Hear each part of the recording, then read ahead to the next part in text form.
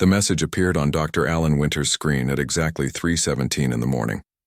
He had been working late at NASA's Deep Space Monitoring Facility, reviewing data from the outer solar system probes when the alert flashed. At first he thought it was a system error. The pattern was too regular, too deliberate to be natural cosmic noise.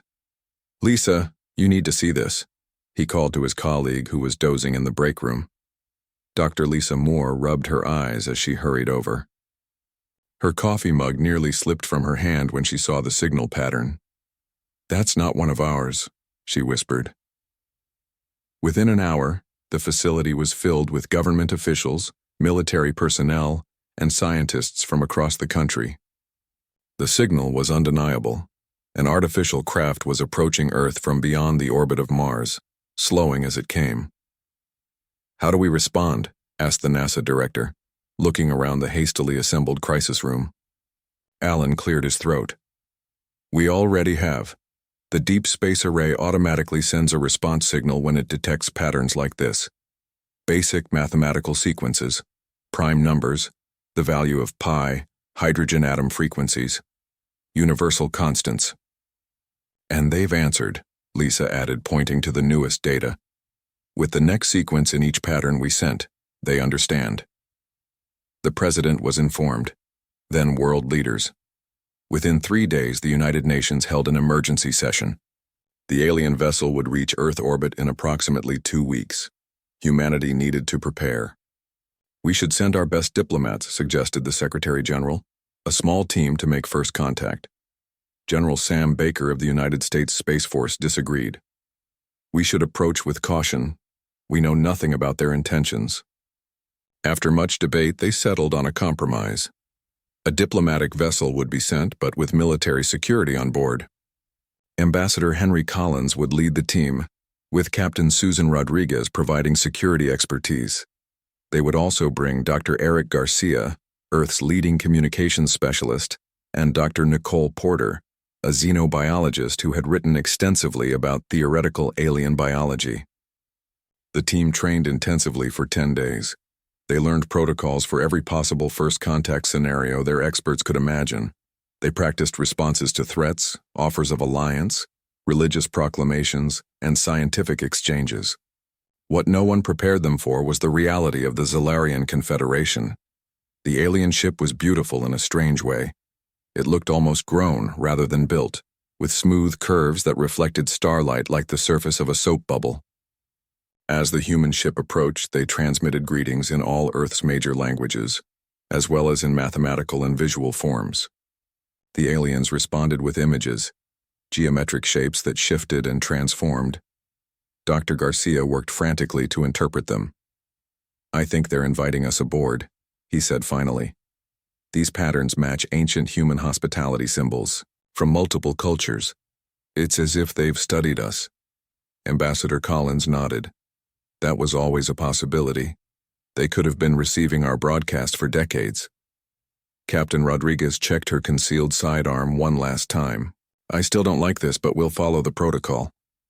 The 4 humans boarded their shuttle and approached the alien vessel. A section of the outer hull seemed to melt away, revealing an entrance bay that shimmered with a faint blue light. Inside, the air was breathable but smelled slightly of cinnamon and copper. The gravity felt Earth normal. The walls pulsed with soft light that followed them as they moved deeper into the ship. "They've created an environment comfortable for humans," Dr. Porter observed. "That shows consideration."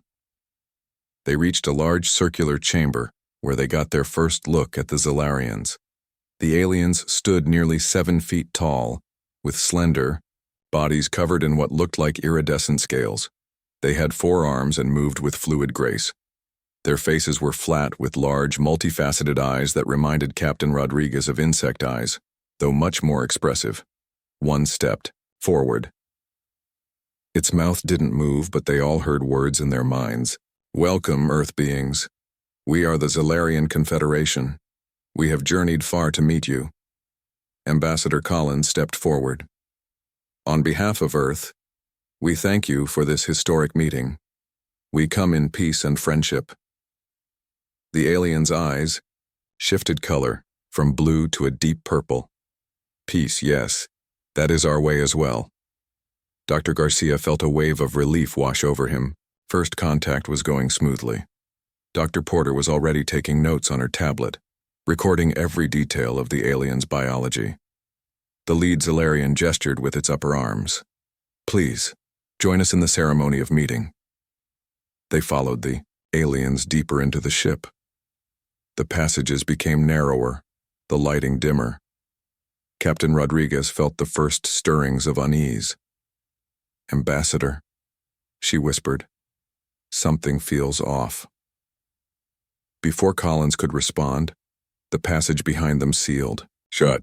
The Zalarians moved with sudden speed, surrounding the humans. Fascinating specimens, the lead alien's voice echoed in their minds. From a death world, yet so advanced. The Confederation will learn much from you. What are you doing? Collins demanded. We came as diplomatic representatives. Diplomacy is for equals, the alien responded. Your world is classified as a Category 7 death world.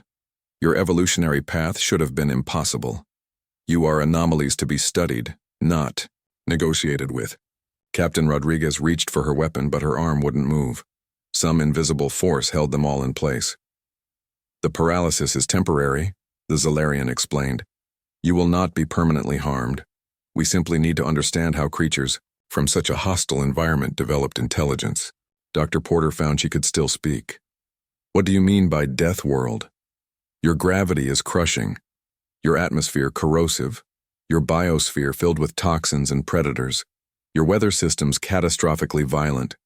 Yet you survived and built civilization. This defies probability. The humans were moved to separate chambers. Clear walls let them see each other, but they couldn't communicate. Medical devices of unknown design surrounded them. Back on Earth, the human ship's automated systems registered a problem. When the diplomatic vessel failed to make its scheduled check-in protocols were activated, the last transmission from the ship was automatically sent to NASA headquarters. It was a simple message from Captain Rodriguez. Situation hostile, captives taken. And with it, a data packet containing the Zalarian ship's technical specifications that she had managed to scan before being captured. The aliens sent their own message to Earth. Specimens secured. Further incursion will result in termination. They believed they were being merciful, scientific. They had no way of knowing they had just committed the one act guaranteed to unite a fractured planet. Dr. Alan Winters stared at the message on his screen. Then he picked up a secure phone and dialed a number few knew existed. General, he said when the call connected, it's time to activate the Prometheus protocol. Across the globe, hidden facilities began to power up. The Deathworlders were going to show the galaxy exactly what that classification truly meant. General Kate Williams stood before the United Nations Security Council. The room was silent as satellite images of the alien vessel displayed on the large screen behind her. Representatives from every major nation watched with grim faces. They've taken our people, she said simply. Her voice was calm but carried throughout the chamber. And we are going to get them back. The Russian representative leaned forward. What exactly are you suggesting, General? Kate nodded to her aide, who changed the display. A series of images appeared showing what looked like massive hangar facilities hidden within mountains, beneath oceans, and on the far side of the moon. For 50 years since the Cold War, nations have been secretly developing space warfare capabilities. What began as satellite defense systems evolved into something more. Gasps and whispers filled the room as more images appeared. Ships, warships, some small and sleek, others massive and bristling with what were clearly weapon systems. The Prometheus Protocol was created as a last resort against extinction-level threats, Kate continued. Every spacefaring nation has contributed. China, Russia, the United States, the European Alliance, India, Japan, Brazil. We all have vessels ready to launch. The Secretary General stood up. You're talking about war, General. War against a species whose technology is clearly advanced beyond our own. I'm talking about rescuing our people and showing these aliens that humans are not to be experimented on like lab rats. Across the globe, hidden facilities hummed with activity. In the Nevada desert, deep underneath what appeared to be an abandoned Air Force base, John Martinez walked through a massive underground hangar. Around him, hundreds of engineers and military personnel prepared the EDF Valiant for launch. John had been a civilian engineer just 3 days ago. Now he wore the uniform of a lieutenant commander in the newly formed Earth Defense Force. He studied the diagnostic panel with a critical eye. The pulse cannons are still showing a power fluctuation, he told the chief engineer beside him. We'll have it fixed in 6 hours, sir, the woman replied. Make it 4. We launch in 12. In northern China, the crew of the Long Strike performed final systems checks. In Russia, the Volkov was already moving on massive underground rails toward its launch silo. Beneath the Atlantic Ocean, the European Alliance's Charlemagne rose slowly from its hidden base. 47 ships in total, the ISAM, an armada kept secret from the public for decades, now being readied for humanity's first interstellar war. In orbit around Mars, a special operations team trained in the unique requirements of zero-gravity combat. Navy SEAL Team Commander Peter Duncan watched his squad practice breaching exercises on a mock-up of the alien vessel. Again, he ordered as they finished the drill. Faster this time. We'll only have seconds once the hull is breached. His second-in-command, Lieutenant Kelly Patel, approached. The new intel just came in. The captives are being held in separate chambers on the ship's 3rd level. Peter nodded. Any word on their condition? The communication was brief, but Captain Rodriguez managed to activate her emergency beacon. They're alive, but they're being subjected to some kind of testing. Peter's face hardened. Then we have less time than we thought. Let's run the breach again, this time with the updated floor plan. Back on Earth, in a secure facility beneath Washington, D.C., Chief Diplomatic Officer Olivia Grant established communication with the Zolarians. Her real job, to stall for time. We wish to understand your intentions, she transmitted, while behind her Admiral Frank Russo coordinated the approaching armada. Our species has never encountered others before. Perhaps there was a misunderstanding. The aliens' response appeared on the screen, translated from their strange language. No misunderstanding. Your world is classified as a death world. Your species requires study before any consideration of limited galactic community access. What exactly does death world mean? Olivia asked, keeping her voice level. The alien seemed almost amused. Your gravity is 1.4 times the galactic average for inhabited worlds. Your atmosphere contains corrosive oxygen at levels toxic to most species. Your biosphere includes numerous apex predators, and survival requires constant vigilance. Your weather systems include devastating storms, and your tectonic plates are unstable. Those conditions shaped us, Olivia replied. They made us who we are. Precisely why you must be studied. Species from such environments typically destroy themselves before achieving spaceflight. You are anomalies. What the alien didn't know was that every word was being analyzed by Dr. Maya Jackson and her team at MIT. Each communication revealed more about Zolarian technology, tactics, and vulnerabilities. They're overconfident, Maya told the military officials watching the exchange. They've never encountered resistance before. Their communication protocols have virtually no encryption. Inside the alien vessel, the 4 human captives weren't being idle. Despite being separated, they had found ways to undermine their captors. Ambassador Collins had discovered that the transparent walls of his cell could be tapped in a specific pattern to create vibrations that disrupted the ship's internal sensors, creating blind spots that would later prove crucial. Captain Rodriguez had been carefully observing the patterns of the alien guards, memorizing their rotations and ship layouts. She had also managed to activate her emergency beacon during a medical examination, sending crucial data back to Earth. Dr. Garcia, the communications specialist, was learning the Zolarians' language by listening to them speak among themselves. He was building a more comprehensive translation matrix than the aliens realized. Dr. Porter, the xenobiologist, was gathering vital intelligence on Zolarian biology. She had noted their sensitivity to high-frequency sounds and their slower reaction times in the ship's slightly elevated temperature, which had been adjusted for human comfort. In lunar orbit, Hidden behind Earth's natural satellite, the first wave of human warships gathered. The EDF Valiant, commanded by John Martinez, took its position alongside 11 other stealth vessels. Admiral Russo stood on the bridge of the Wy's flagship Defiance, looking at the tactical display. The first wave would disable the alien ship's propulsion and weapons. The second wave would create a perimeter to prevent escape. The third would deploy the rescue team. All vessels, maintain communications blackout, he ordered. Prepare for combat operations in 6 hours. The Zalarians, watching Earth from orbit, saw nothing unusual. Their sensors detected increased radio traffic, but they attributed it to the primitive species panic. They continued their experiments, unaware of the gathering storm. On the bridge of the Valiant, John Martinez addressed his crew. The aliens believe that evolving on a death world made us savage. They're wrong. It made us survivors. It made us strong. He looked around at the determined faces. Now we're going to show them exactly what that means. The Deathworlders were coming, and they were bringing an armada. Chief Diplomatic Officer Olivia Grant continued her communications with the Zalarians.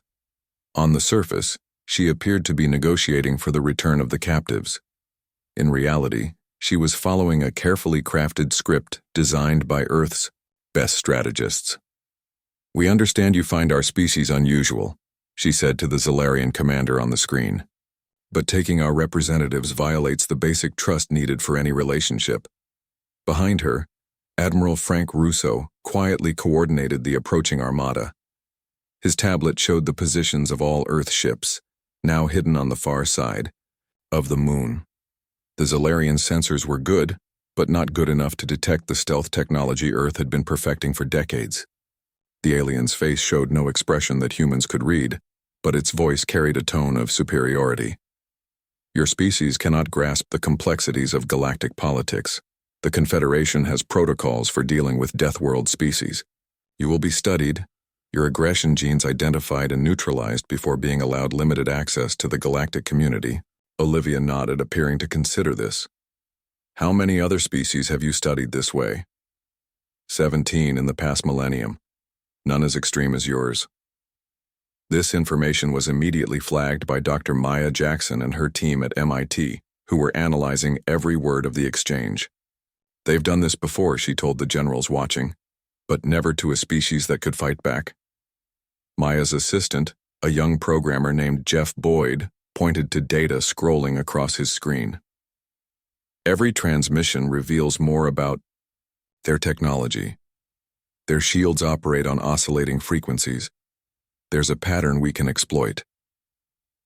Meanwhile, inside the alien vessel, the human captives continued their silent resistance. Ambassador Collins had expanded the sensor blind spots he'd created, now covering nearly a third of the ship's interior. In his cell, Dr. Garcia focused on the language patterns he was hearing.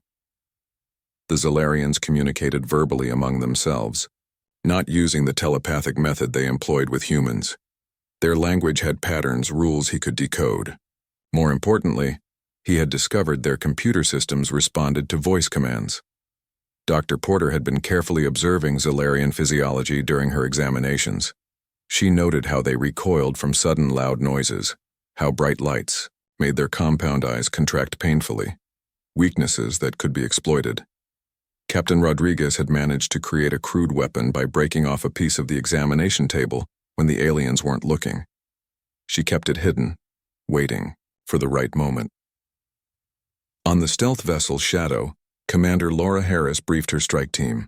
As the leader of the first wave, her mission was critical: disable the Zalarian engines and communications while creating a diversion for the rescue team.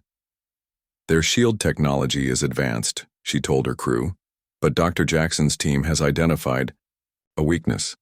They cycle through frequencies in a predictable pattern. We'll time our EMP burst to hit during the microsecond transition."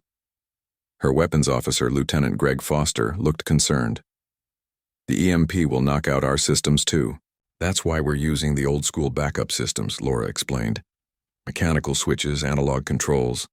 Technology they won't expect from primitives." In the rescue ship Falcon, Commander Peter Duncan and his SEAL team made final preparations. They studied the updated maps of the alien vessel, memorizing the locations where the captives were likely held. "We'll have exactly 7 minutes from breach to extraction," Peter told them. "The aliens have no combat experience. They're scientists, not warriors. Remember your training and stick to the plan." Lieutenant Kelly Patel distributed special weapons to the team. These sonic disruptors should incapacitate the Zalarians based on Dr. Porter's observations. They're sensitive to high-frequency sound. As Earth's fleet moved into final positions, Admiral Russo addressed all ship commanders on a secure channel. "The enemy believes we're primitive. They think we're panicking. They see our diplomatic efforts as begging." He paused. "Let them keep thinking that. Surprise is our advantage." On the bridge of the EDF Valiant, John Martinez checked his ship's systems one last time. The pulse cannons were finally operating at full capacity. The stealth systems were functioning perfectly. His crew was ready. "This is what we trained for," he told his officers. "First combat against an alien species. We make history today." His communications officer turned from her station. "Sir, Admiral Russo has given the order. Operation Deathworld begins in 30 minutes. The attack started not with a grand declaration but with silence. The Earth Defense Fleet cut all communications simultaneously. For 15 minutes, no signals were sent to the Zalarian ship. Olivia Grant's face disappeared mid-sentence from their screens. The Zalarians were confused by the sudden quiet. They ran diagnostics on their communication systems, finding nothing wrong. They sent probes toward Earth, which showed normal activity on the planet's surface. "The primitives are likely discussing our terms," the Zalarian commander told his science officer. "They will resume contact when they realize they have no choice." He was wrong. The first sign of attack was a small object that appeared from behind Earth's moon, moving at incredible speed toward the Zalarian ship. It was too small to register as a threat on their systems. It was a delivery vehicle for Commander Laura Harris and her team. As it approached the alien vessel, it split into 6 smaller components, each targeting a different section of the Zalarian ship. "EMP devices armed," Laura confirmed as her team prepared to fire. "Target the shield emitters on my mark." She watched the display, waiting for the precise moment when the alien shields cycled. 3, 2, 1, odd mark! 6 electromagnetic pulse warheads detonated just outside the Zalarian shields. The timing was perfect. The microsecond when the shields were transitioning between frequencies. The EMP burst through, overloading the alien ship's external systems. Inside the Zalarian vessel, lights flickered. Warning alerts sounded. The commander rushed to the control center demanding reports. "External communications offline," his officer reported. "Shield generators damaged, sensors detecting multiple objects approaching from lunar orbit." "Impossible," the commander said. "Their technology is too primitive for such an attack." On the main display, dozens of human warships emerged from behind Earth's moon. Leading them was the flagship Defiance. Admiral Russo stood calmly on his bridge. "All ships, weapons free," he ordered. "Remember your training. Remember who we're fighting for." The Deathworlders had arrived, and the real battle was about to begin. The Zalarian commander stared at the display in disbelief. Where there had been empty space moments before, now dozens of human warships appeared. Their design was unlike anything in the Confederation database. Angular, practical, and clearly built for combat. "Impossible," he whispered. "They're a pre-spacefaring civilization." His science officer's voice trembled. "Sensors indicate weapons systems on all vessels, primitive nuclear and kinetic designs, but their targeting systems are surprisingly advanced." On the flagship Defiance, Admiral Russo gave his orders calmly. "First wave, disable their engines and weapons. Second wave, form defensive perimeter. Third wave, prepare for boarding and extraction." The human fleet moved with precision that shocked the Zalarians. Their ships were more advanced, but they had never designed them for war against equals. They had never needed to, until now. Commander Laura Harris on the stealth vessel Shadow led her team toward the alien ship's main propulsion systems. "Target acquired," she reported, firing kinetic penetrators. The weapons were simple. Dense metal rods accelerated to incredible speeds. They punched through the weakened shields of the Zalarian vessel, striking the propulsion systems with devastating accuracy. Inside the alien ship, alarms blared, emergency containment fields activated around damaged sections. The commander ordered return fire, but the human vessels moved too quickly, changing positions in patterns that seemed chaotic yet were carefully coordinated. Lieutenant Commander John Martinez's Valiant took a direct hit from an alien energy weapon. The bridge shook violently, systems overloaded but remained operational. "Damage report!" John shouted over the noise. His engineering officer checked the displays. "Hull breach on Deck 3. Automatic seals engaged. Weapons still operational." John nodded. The modifications worked. Return fire. Target their weapons array. The Valiant's pulse cannons fired in sequence, striking the already damaged sections of the Zalarian ship. The aliens had never encountered an enemy that could take a hit from their weapons and continue fighting. On the rescue ship, Falcon, Commander Peter Duncan and his team prepared for boarding. They watched as the human fleet disabled the alien vessel's main systems, creating the opening they needed. "Remember," Peter told his team, "Ambassador Collins created sensor blind spots for us. We enter through Section 7, where they can't see us coming." Lieutenant Kelly Patel checked her equipment one last time. Sonic disruptors ready, breach charges set, extraction harnesses prepared for the captives. The Falcon approached the crippled alien ship using the chaos of battle as cover. They positioned themselves near the outer hull, where internal sensors had been compromised by the ambassador's sabotage.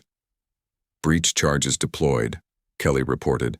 "Detonation in 3, 2, 1. The specialized charges created a controlled explosion that cut through the alien hull without causing a catastrophic decompression. The team moved in quickly, sealing the breach behind them with a portable airlock.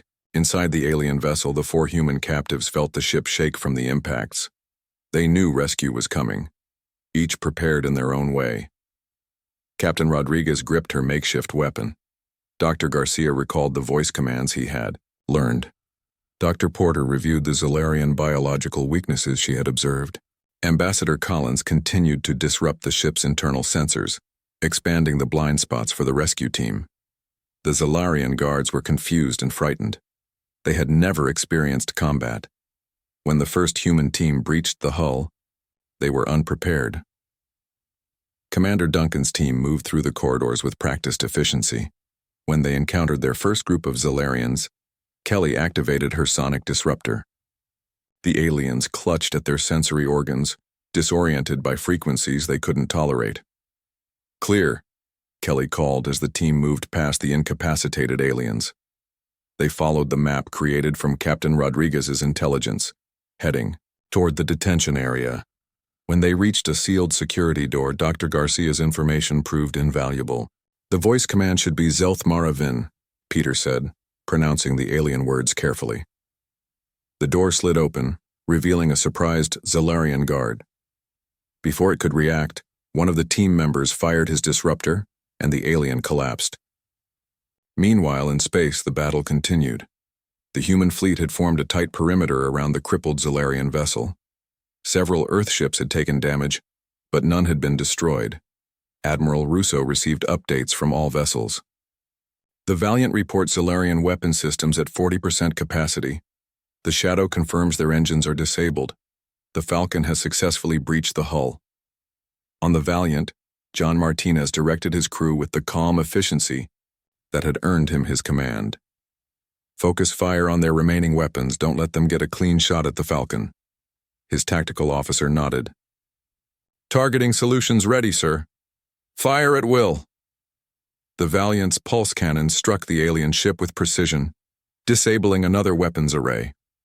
The Zalarian return fire became increasingly erratic as their systems failed. Inside the alien vessel, Commander Duncan's team reached the first detention cell. Inside was Dr. Porter, who smiled when she saw them. "Right on schedule," she said as they opened the cell. "Are you injured?" Kelly asked, checking her quickly. "No," and I have information that will help us free the others." They moved to the next cell, finding Ambassador Collins. "The guards will be coming," he warned as they freed him. "I can't maintain the sensor disruption much longer." Peter nodded. "We need to move fast. Where are the others?" "One level down. I can show you where the sensor blind spots are strongest." The team proceeded deeper into the ship, guided by Collins and Porter. They encountered more Zalarian guards but dealt with them efficiently using the sonic disruptors. In the ship's command center, the Zalarian commander watched his vessel's systems fail one by one. "This is impossible," he repeated. "They're primitives from a death world." His second-in-command approached. "Commander, intruders have breached detention level. They've freed 2 of the specimens and are proceeding to the others." "Send all security forces to intercept." Duncan's team reached Captain Rodriguez's cell just as a group of Zalarian guards appeared at the end of the corridor. "Take cover!" Peter shouted as alien energy weapons fired. Rodriguez, seeing her rescuers pinned down, used the distraction to act. When a guard approached her cell, she struck with her makeshift weapon, disabling him and taking his weapon. "Get down!" she called to the rescue team before firing the alien weapon at the ceiling above the Zalarian guards. The ceiling collapsed, burying them under debris. Kelly rushed forward to free Rodriguez. "Nice shot, Captain." "I've been waiting 4 days to do that," Rodriguez replied grimly. The team found Dr. Garcia in the final cell, already working on the control panel from the inside. The door slid open as they approached. "I figured out their computer language," he explained. "We need to move. I've accessed their database and downloaded their star charts and technology files to this." He held up a small device. "The information Earth needs to prepare for what's coming." Peter checked the time. 2 minutes until extraction. "Let's move." As they headed back toward their breach point, Admiral Russo's voice came through their comms. "Extraction team, be advised. Multiple Zalarian vessels have appeared at the edge of the system. Reinforcements are on the way." The battle for Earth was about to enter a new phase. 3 Zalarian reinforcement vessels appeared at the edge of Earth's solar system. They were larger than the science vessel, with designs that suggested greater offensive capabilities. Admiral Russo received the report with calm determination. "How long until they reach our position?" His tactical officer studied the data. "At their current speed, 2 hours, sir." "That's enough time." Russo opened a channel to all ships. "This is Admiral Russo. Extraction team has recovered all captives. Prepare for Phase 2. Commander Peter Duncan and his team hurried through the corridors of the damaged Zalarian ship. The 4 rescued humans moved with them, Captain Rodriguez, helping Ambassador Collins, who had been injured during their escape. 1 minute to extraction point," Peter called, as they approached the breach where they had entered. Suddenly, a group of Zalarians appeared ahead, blocking their path. These wore different uniforms than the scientists and guards they had encountered before. "Security forces," Dr. Porter warned. "Their equivalent of soldiers." "Lieutenant Kelly." Patel stepped forward with her sonic disruptor, but when she activated it, the Zalarians didn't fall. They wore some kind of protection over their sensory organs. "They've adapted," Kelly shouted, taking cover as the aliens fired energy weapons. Captain Rodriguez pushed forward, using the alien weapon she had taken. "I studied their tactics. They always group too close together." She fired at the ceiling above the Zalarians just as she had done before. The aliens, predictably, moved closer together for protection.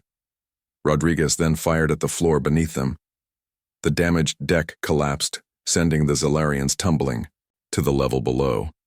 "Move," Peter ordered, and the team rushed past. They reached the extraction point where their ship was docked. The team boarded quickly, sealing the airlock behind them. "All personnel aboard," Peter reported to the Falcon's pilot. "Get us out of here." The Falcon detached from the Zalarian vessel and accelerated toward the Defiance. Behind them, the alien ship drifted, severely damaged, but not destroyed. On the bridge of the Defiance, Admiral Russo greeted the rescued humans with respect but without ceremony. "Ambassador, Captain, Doctors, welcome back to Earth space." Ambassador Collins, despite his injury, stepped forward. "Admiral, we need to discuss terms with the Zolarians immediately. Dr. Garcia has crucial information." Dr. Garcia connected his device to the ship's systems, displaying star charts and data files. The Zolarian Confederation spans 37 star systems. They've encountered 17 other Deathworld species and subjected them to similar treatment. None fought back effectively. Captain Rodriguez joined them. "Their reinforcements are coming, but they're not a purely military species. They've never faced organized resistance." Admiral Russo considered this information. "Lieutenant Commander Martinez, is the Valiant still operational?" John's voice came through the comm system. "Yes, sir. We took damage, but all critical systems are functioning." "Good. Prepare to execute the diplomat maneuver." Across the human fleet, ships moved into new positions. Some formed a defensive line between Earth and the approaching Zolarian reinforcements. Others maintained their perimeter around the damaged alien vessel. The Valiant, along with 3 other ships, took up positions that would allow them to intercept the Zolarian reinforcements before they reached Earth. On the bridge of the disabled Zolarian ship, the commander received word that help was coming. "Maintain life support and prepare for transfer," he ordered his crew. What he didn't know was that humans had a different plan. Admiral Russo addressed the Zolarian commander through the reopened communication channel. Ambassador Collins stood beside him. "This is Admiral Frank Russo of the Earth Defense Fleet," he began. "Your vessel is disabled. Your weapons offline. 3 of your ships are approaching, but they will not reach you in time." The Zolarian commander's multifaceted eyes shifted colors rapidly. "You are making a grave error. The Confederation will not tolerate this aggression." Ambassador Collins stepped forward. "This was not aggression. This was self-defense after you took our diplomatic team captive against all principles of peaceful contact." Dr. Porter joined them. "We have studied your biology just as you studied ours. We know your vulnerabilities now." Dr. Garcia added, "And we have your database. We know the location of every Zolarian world, every outpost, every weakness in your defense network." The alien commander's color shifted to a deep purple, which Dr. Porter recognized as alarm. "What are your terms?"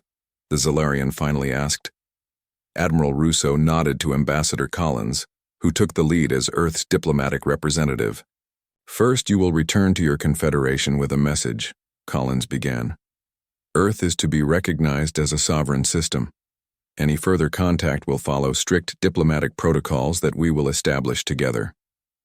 Captain Rodriguez continued. "Second, the Zolarian database on all spacefaring species will be shared with Earth as reparation for this hostile first contact. Third," Dr. Garcia added, "you will provide technical specifications for your faster-than-light drive systems and shield technology as further reparations." The Zolarian commander seemed to shrink in size. "You ask for advanced technology. The Confederation protocols forbid sharing such knowledge with Deathworld species. Your protocols also probably forbid taking diplomatic representatives captive," Admiral Russo pointed out. "Yet here we are." The commander was silent for a long moment. "The approaching vessels will not accept these terms. They will attack. Then we will defend ourselves," Russo replied calmly, "just as we have done today." As they spoke, the Valiant and its 3 companion ships accelerated toward the approaching Zolarian reinforcements. John Martinez addressed his crew. "They expect us to wait for them to arrive. They expect us to be primitive and defensive." He smiled grimly. "Let's show them how Deathworlders fight." The 4 human ships engaged their newly developed stealth systems, disappearing from Zolarian sensors. By the time the alien reinforcements detected the approaching threat, it was too late. The Valiant and its companions executed a perfect flanking maneuver, emerging from stealth directly alongside the Zolarian vessels. Before the aliens could react, targeted EMP weapons disabled their shields and weapon systems. John opened a communication channel to the lead Zolarian ship. "This is Lieutenant Commander John Martinez of the Earth Defense Fleet. Your vessels are disabled. Your companion ship is captured. Earth representatives are negotiating terms with your commander. Back on the Defiance, Admiral Russo received confirmation of the successful operation. Your reinforcements have been neutralized, he informed the Zalarian commander. No one was harmed. We could have destroyed them, but that is not our way. The commander's color shifted again, this time to a pale blue that Dr. Porter interpreted as resignation. I will convey your terms to the Confederation Council, the alien said finally. 1 week later, a formal meeting took place aboard the Defiance. The Zalarian High Commander had arrived to finalize the agreement with Earth's representatives. Ambassador Collins, now recovered from his injuries, led the human delegation. Let me be clear, he said to the alien leader. Humanity is prepared to join the galactic community, but on our terms. Captain Rodriguez and Admiral Russo sat nearby, symbols of Earth's newly revealed military capability. The Zalarian High Commander spoke carefully.